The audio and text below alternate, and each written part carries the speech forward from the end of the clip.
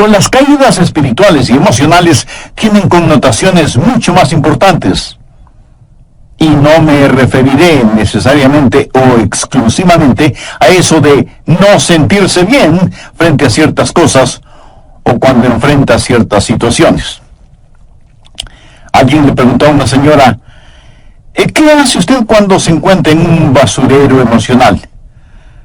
Y ella contestó, pues para olvidarme del asunto, voy y me compro un sombrero. Su esposo, al escuchar decir eso, hizo el siguiente comentario. Ahora me explico por qué tus sombreros son tan raros. Hay ocasiones en que nos desanimamos cuando no estamos felices acerca de algo o de alguien. O cuando perdemos el trabajo o tenemos un accidente de tránsito. O cuando alguien nos dice algo negativo sobre nosotros. Pero no me refiero a esto. Hablo de la depresión, ese profundo sentimiento de desesperación que a veces puede convertirse en algo terrible y horrible. Es un asunto que envía gente a los hospitales o causa que las personas simplemente desaparezcan de su círculo social.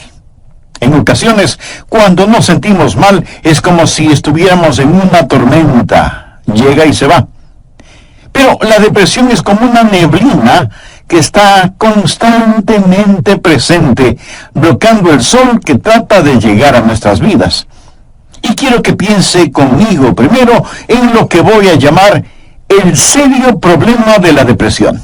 Ahora sí, veamos el Salmo 42:5. ¿Por qué te abates, oh alma mía, y te turbas dentro de mí? El rey David escribió estas palabras. Y él estaba deprimido, y estaba hablando consigo mismo. Hago un breve paréntesis aquí para informarle que el Instituto Nacional de Salud Mental reportó que la depresión es, tristemente, un negocio de más de $1 billón anuales. O sea, lo que la gente gasta para ser tratada de depresión. Y en lo que yo investigué para preparar este mensaje, descubrí que hay millones de norteamericanos que sufren de depresión, y supongo que esa es una lamentable realidad en todos los países del mundo. ¿Sabe usted que es muy difícil animar a una persona que sufre de depresión? Tal pareciera que nada le hace sentir mejor. Por eso digo que la depresión es un problema serio, y quiero compartir con usted una lista que encontré que describe lo que es la depresión. Esta lista le revelará si usted o un miembro de su familia o algún amigo sufre los efectos de la depresión. La depresión es un sentimiento de pasividad y apatía, un continuo estado de tristeza, una actitud de que nada está bien, o peor aún, nada vale la pena. Es un constante estado de desesperanza, un sentimiento de que a nadie le importo, o nadie me entiende, nadie me acepta. Es vivir en un constante estado de preocupación y de ansiedad. Eso es depresión. ¿Quiere saber si usted está deprimido? Aquí está la lista para que se haga una honesta evaluación. ¿Ha perdido toda iniciativa? Tal vez súbita o lentamente usted siente que quiere tirar la toalla. Siente repentinos deseos de llorar sin causa aparente. Se despierta de pronto por la noche y ya no puede volver a dormir. Se despierta por la mañana sintiéndose fatigado.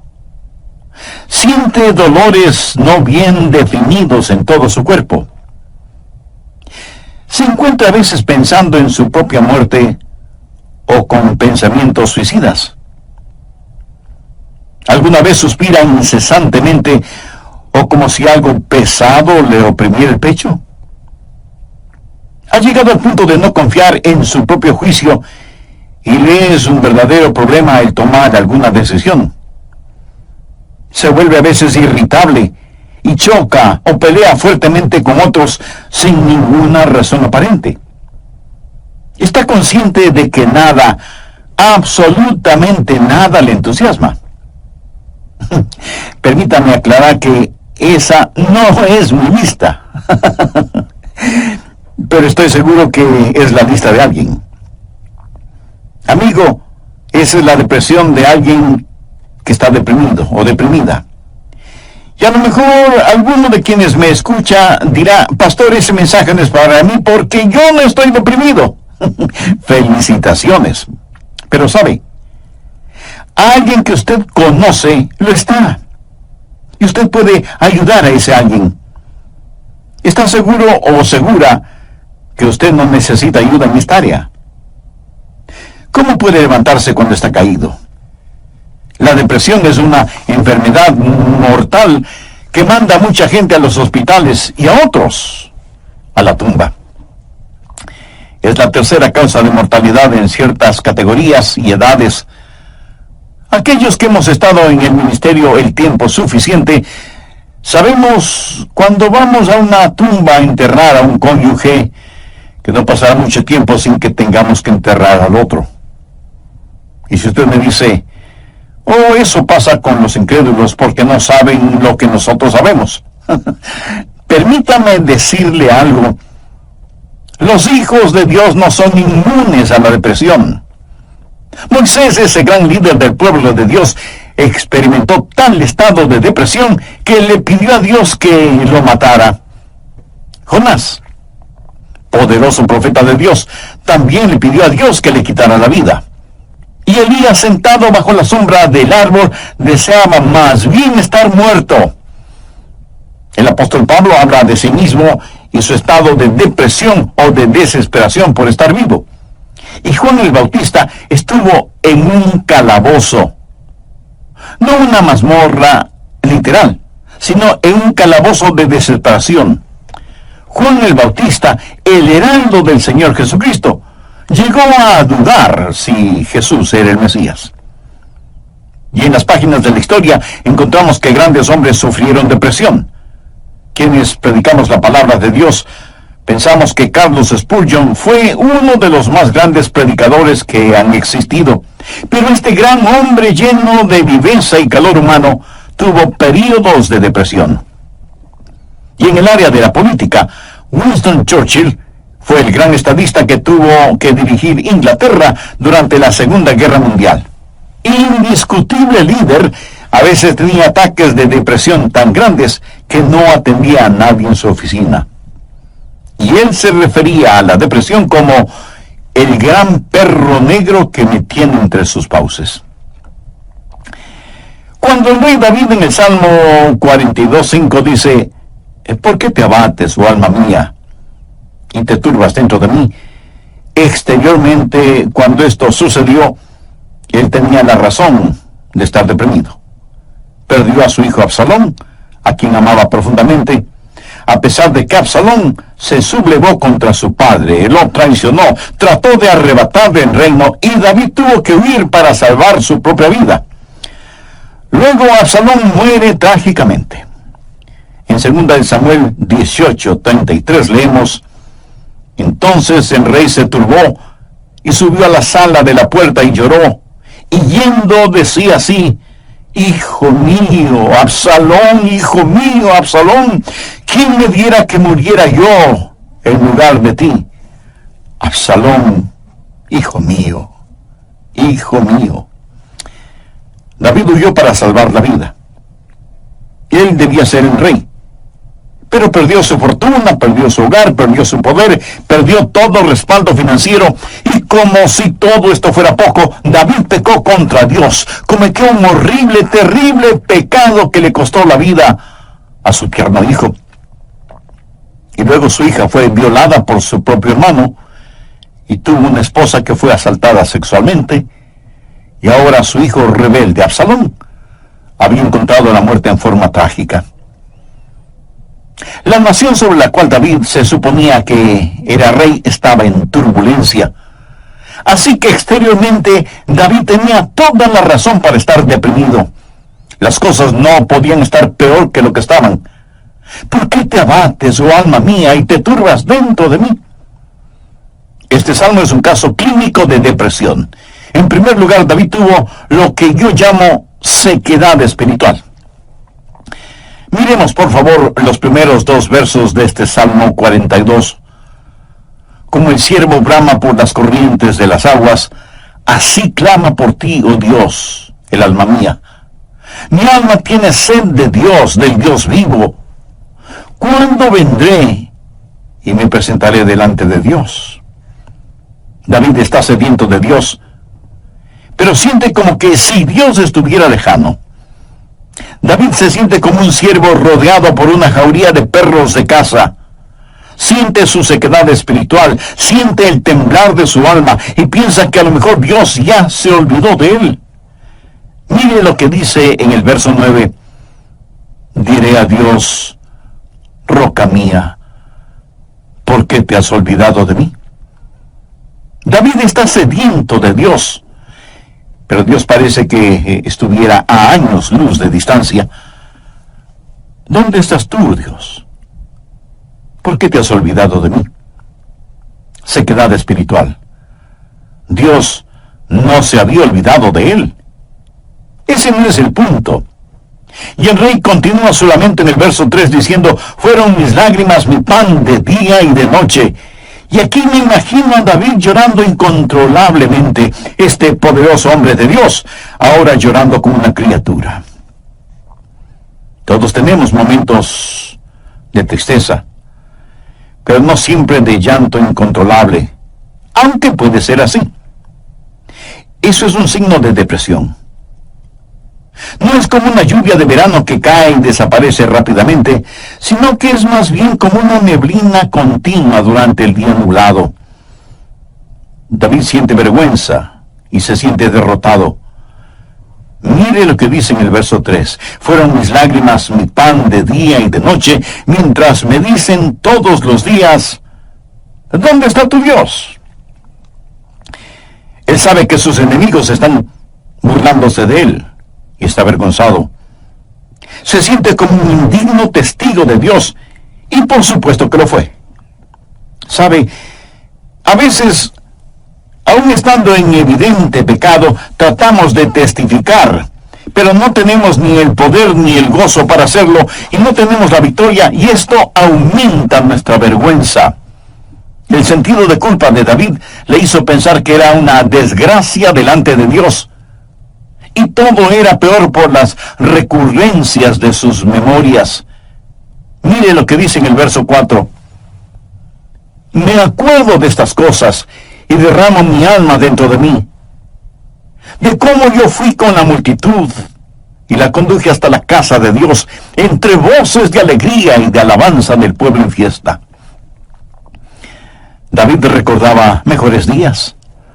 Miró retrospectivamente aquellos días cuando tuvo gozo y paz junto con la multitud, alabando a Dios en la casa de Dios. Y ahora todo eso no era más que un recuerdo. Ya no era nada real para él, y hacía que todo su dolor, toda su turbación fuera más vívida, y sentía que esos hermosos días que antaño experimentó, los había perdido para siempre. Y como si eso no fuera suficiente, él estaba abrumado por las circunstancias. Miremos lo que David dice en los versos 6 y 7. Dios mío, mi alma está abatida en mí. Me acordaré, por tanto, de ti desde la tierra del Jordán, y de los hermonitas desde el monte de Mizar. Un abismo llama a otro a la voz de tus cascadas. Todas las ondas y tus olas han pasado sobre mí. El río Jordán es llamado el río de la muerte. La palabra Jordán literalmente significa descenso y juzgamiento. Comienza en el monte Hermón, que está casi a 3.000 metros sobre el nivel del mar, y desciende por un tortuoso camino hacia el Mar Muerto. El Mar Muerto está a casi 450 metros por debajo del nivel del mar. Y el río Jordán fluye hacia el Mar Muerto para no volver a aparecer. Así que, en la tipología bíblica, Jordán ha sido la representación de muerte y desesperación. Y David siente que está totalmente inundado por las circunstancias. Las aguas de Dios están sobre él. Está cubierto de problemas y no sabe hacia dónde dirigirse. Está absoluta y totalmente abrumado por las circunstancias. Y quiero decirle que estadísticamente, personas así son suicidas. Un jovencito de 16 años escribió la siguiente carta antes de suicidarse. Querido mundo, yo no quiero que me corten el pelo. Yo no quiero cuidar niños. Yo no quiero ir a ver a Gina mañana en el colegio. Yo no quiero hacer mis deberes de biología, de inglés, de historia, ni de ninguna otra materia. Yo ya no quiero estar triste o solo o deprimido. No deseo comer, ni beber, ni conversar, ni dormir, ni respirar. Sencillamente ya no quiero vivir. Papá, mamá, no es culpa de ustedes. Solo que no me siento libre. Me siento enfermo, triste y solo, aunque esté rodeado de mis padres, hermanos, compañeros y amigos. Eso, mi amigo, es depresión y es muy, pero muy triste. La depresión es un serio problema. En segundo lugar, quiero que sepa y vea que hay una provisión espiritual para la depresión. Gracias a Dios, usted no tiene que estar deprimido. Dios ha hecho provisión para usted, para mí, para nuestras familias y para nuestros amigos, para todos aquellos que sufren depresión. Primero, usted tiene que mirarse interiormente y analizar su corazón. Veamos el Salmo 42, los versos del 5 al 7. ¿Por qué te abates, oh alma mía, y te turbas dentro de mí? Espera en Dios, porque aún he de alabarle, salvación mía y roca mía, Dios mío. Mi alma está abatida en mí. Me acordaré, por tanto, de ti desde la tierra del Jordán, y de los hermonitas desde el monte de Mizar. Un abismo llama a otro a la voz de tus cascadas. Todas tus ondas y tus olas han pasado sobre mí. Pero ahora quiero que note en forma particular que David comienza a hablar consigo mismo. Y si usted me pregunta si uno puede hablar con uno mismo, pues le diré que sí, David lo hizo. Y no me diga que usted nunca ha hablado con usted mismo, porque francamente no se lo voy a creer. Porque todos lo hacemos, consciente o inconscientemente. Note que David está hablando con su alma. El alma es el ego que vive dentro de cada uno de nosotros, no es el espíritu. El espíritu es su naturaleza espiritual, su alma es su naturaleza emocional, su mente, sus emociones, su voluntad. Y David le habla a su alma. En el próximo programa terminaremos este estudio bíblico sobre la depresión. Y espero que esto no lo deprima ahora. Antes de finalizar y sabiendo que la depresión no hace acepción de personas y la sufren santos y pecadores, permítame preguntarle en forma personal, ¿ha depositado su fe en el Señor Jesucristo? ¿A quién recurre cuando está deprimido?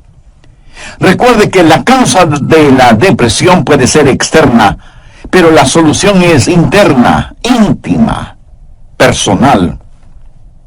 Si usted aún no tiene a Jesús en su corazón, puede hacerlo este mismo momento. Ore con sus propias palabras de la siguiente manera.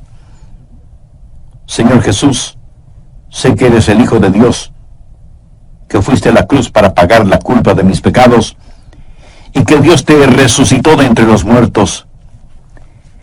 Este mismo momento te acepto en mi corazón como mi Salvador y mi Señor, y te ruego que tomes el control total de mi vida. Gracias por perdonarme. Gracias por darme nueva vida. Y ayúdame a vivir de tal manera para que pueda traer honra y gloria a tu nombre.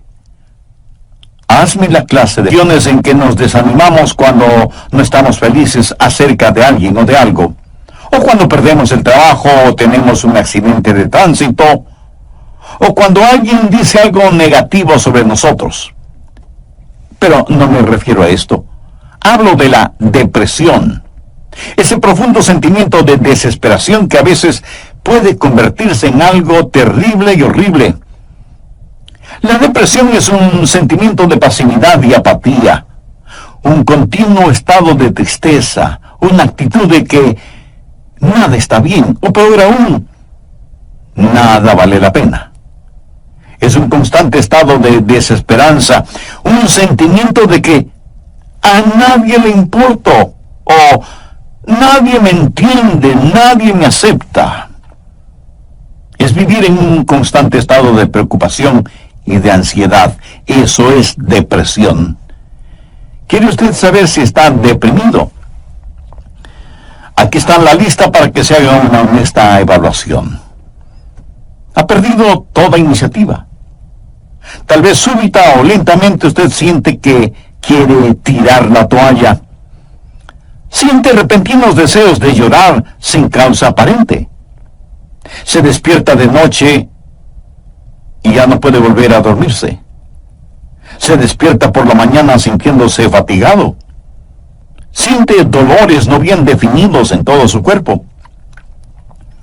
Se encuentra a veces pensando en la propia muerte, la suya, o con pensamientos suicidas. ¿Alguna vez suspira incesantemente o como si algo pesado le oprimiera el pecho? Ha llegado al punto de no confiar en su propio juicio y le es un verdadero problema el tomar alguna decisión. Se vuelve a veces irritable y choca o pelea fuertemente con otros sin ninguna razón aparente.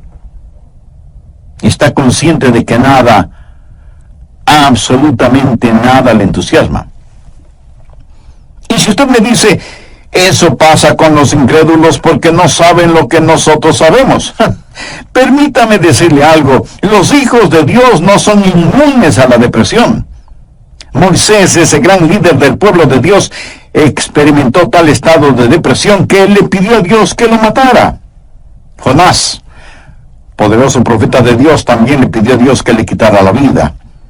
Y Elías, sentado bajo la sombra de un árbol, deseaba más bien estar muerto. El apóstol Pablo habla de sí mismo y su estado de depresión o de desesperación por estar vivo. Y Juan el Bautista estuvo en un calabozo, no una mazmorra literal, sino en un calabozo de desesperación. Juan el Bautista, el heraldo del Señor Jesucristo, llegó a dudar si Jesús era el Mesías. Y en las páginas de la historia encontramos que grandes hombres sufrieron depresión. Quienes predicamos la palabra de Dios, pensamos que Carlos Spurgeon fue uno de los más grandes predicadores que ha existido. Pero este gran hombre lleno de viveza y de calor humano tuvo períodos de depresión. David se suponía que era rey, estaba en turbulencia. Así que exteriormente David tenía toda la razón para estar deprimido. Las cosas no podían estar peor de lo que estaban. ¿Por qué te abates, oh alma mía, y te turbas dentro de mí? Este salmo es un caso clínico de depresión. En primer lugar, David tuvo lo que yo llamo sequedad espiritual. Miremos, por favor, los primeros dos versos de este Salmo 42. Como el ciervo brama por las corrientes de las aguas, así clama por ti, oh Dios, el alma mía. Mi alma tiene sed de Dios, del Dios vivo. ¿Cuándo vendré y me presentaré delante de Dios? David está sediento de Dios, pero siente como que si Dios estuviera lejano. David se siente como un ciervo rodeado por una jauría de perros de caza, siente su sequedad espiritual, siente el temblar de su alma y piensa que a lo mejor Dios ya se ha olvidado de él. Mire lo que dice en el verso 9, diré a Dios, roca mía, ¿por qué te has olvidado de mí? David está sediento de Dios, pero Dios parece que estuviera a años luz de distancia. ¿Dónde estás tú, oh Dios? ¿Por qué te has olvidado de mí? Sequedad espiritual. Dios no se había olvidado de él. Pero ese no es el punto. El rey continúa su lamento en el verso 3 diciendo, fueron mis lágrimas, mi pan de día y de noche. Y aquí me imagino a David llorando incontrolablemente, este poderoso hombre de Dios, ahora llorando como una criatura. Todos tenemos nuestros momentos de tristeza, pero no siempre de llanto incontrolable, aunque puede ser así. Eso es un signo de depresión.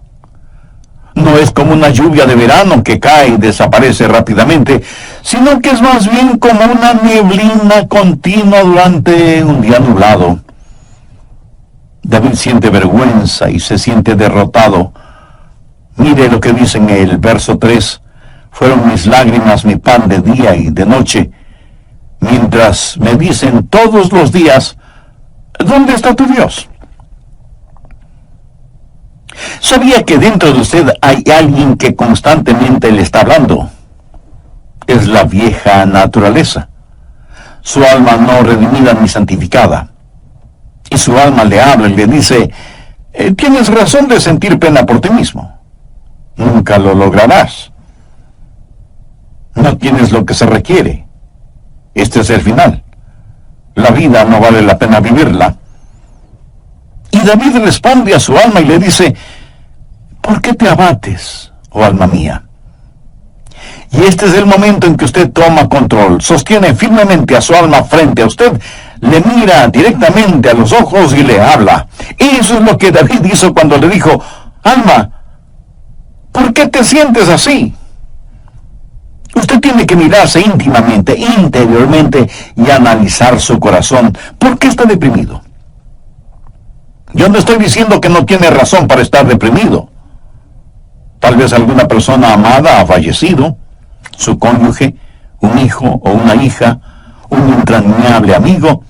Si eso es verdad, entréguele su dolor a Dios, comparta su pena con quienes le aman, y tenga en cuenta que a pesar de cómo se sienta, la vida no ha terminado para usted. Tal vez tiene el corazón destrozado. Alguien a quien amaba profundamente le ha engañado. Tal vez un esposo ha abandonado a su esposa por otra mujer, o a lo mejor una esposa ha dejado a su esposo por otro hombre. Tal vez esté enfrentando el dolor de un noviazgo roto súbita y amargamente. O pudiera ser que los padres no hacen sentir bienvenidos a sus hijos que se fueron del hogar como las ovejas negras de la familia. Si usted está viviendo estas u otras amargas experiencias, escúcheme. Rehúse el estar rumiando estas cosas una y otra vez. Eso no es bueno. Analice las cosas. Si alguien le ha destrozado el corazón, vea qué es lo que ha aprendido de esa experiencia y comience a buscar y tener nuevas amistades. Tal vez usted ha pecado y está siendo perseguido constantemente por el fantasma de su culpa. ¿Qué debe hacer? Confiese su pecado a Dios. Y si tiene que pedir perdón a alguien, hágalo. Si tiene que restituir algo a alguien, hágalo sin demora de tiempo. Mientras más se demore en hacerlo, más difícil le será el realizarlo. Haga lo que tiene que hacer ya. Y cierre la puerta de ese pasado. Analice, mire su propio corazón y pregúntese, ¿por qué estoy abatido? Pero necesita hacer algo más. No solo un análisis íntimo de su corazón, sino que mirando hacia arriba, reconozca que necesita ayuda una vez que ha identificado el problema. Noten los versos del 7 al 9 lo que David dijo. Un abismo llama a otro a la voz de tus cascadas. Todas tus ondas y tus olas han pasado sobre mí. Pero de día mandará Jehová su misericordia, y de noche su cántico estará conmigo, y mi oración al Dios de mi vida. Diré a Dios, roca mía, ¿por qué te has olvidado de mí? ¿Por qué andaré yo enlutado por la opresión del enemigo? ¿Qué es lo que David está haciendo ahora? Pues mirar hacia arriba. No solo interiormente para ver por qué me siento así, sino mirar hacia Dios y decir, Dios, tú eres mi ayuda y mi esperanza. Tú me cubrirás con tu misericordia. Oh, qué amigo nos es Cristo. Él llevó nuestro dolor. Estoy seguro que alguien me dirá, pastor, lo que yo estoy pasando usted no lo comprende. Mi amigo, ese no es el punto. Cierto, yo no lo comprendo, pero Dios le comprende. Y no solo que le comprende, sino que le ama y quiere cuidar de usted. Él es su ayudador, aun cuando usted no lo entienda.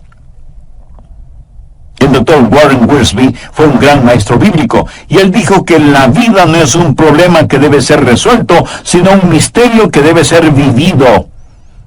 Eso nos hace recordar siempre que, como hijos de Dios, no vivimos de explicación.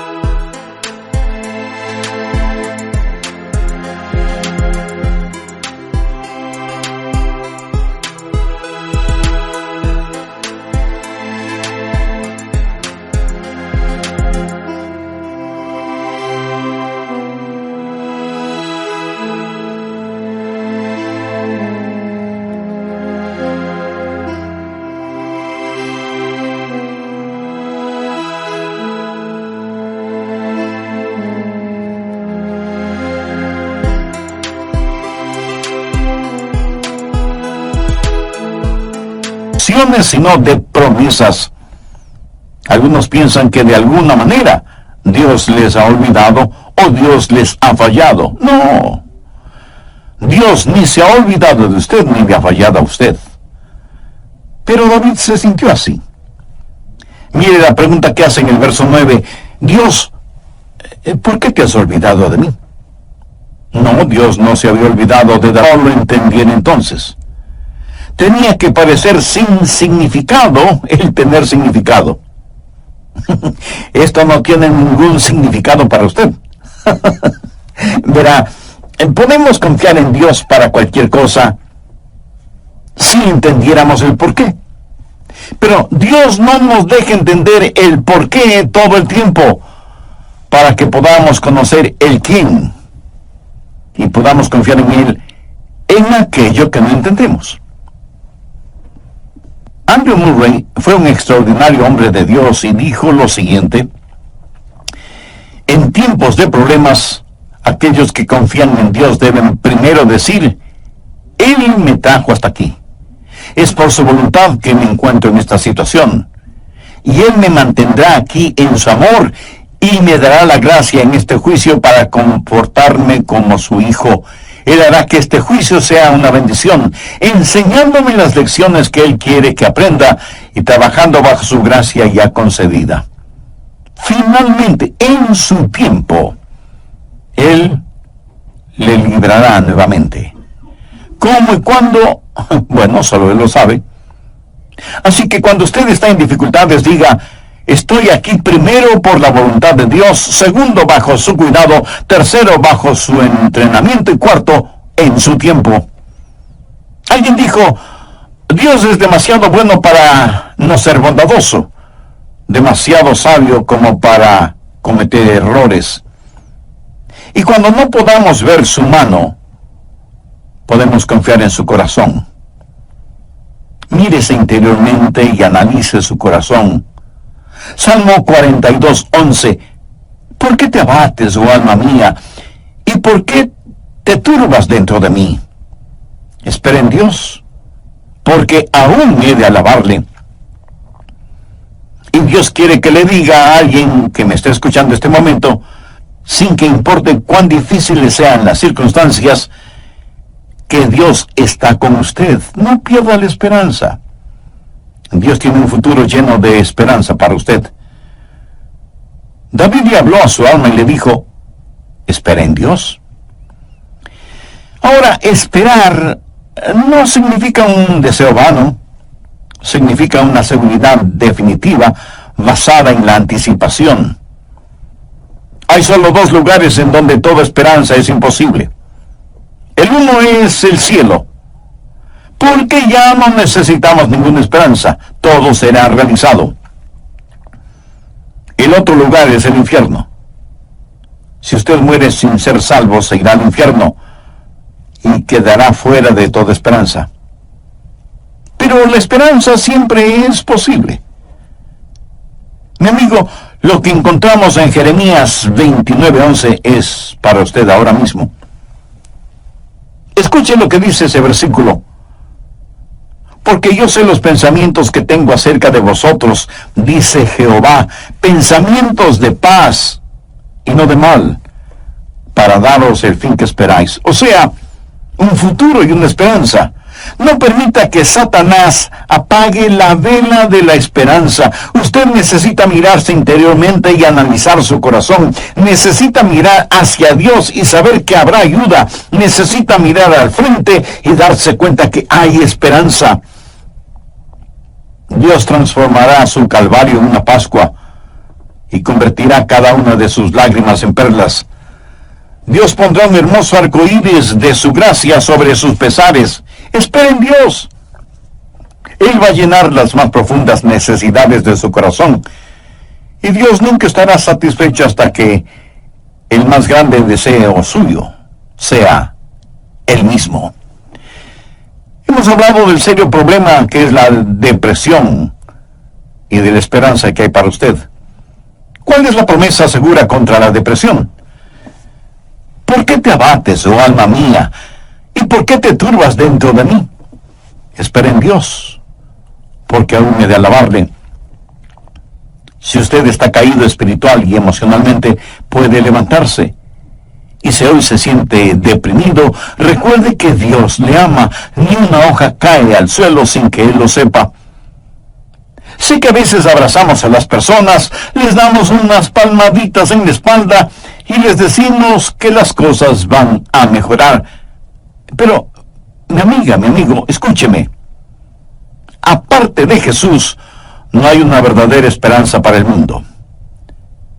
Anoche, mientras meditaba en este mensaje que estoy compartiendo con usted, dije, Señor, no quiero hablar sobre la depresión.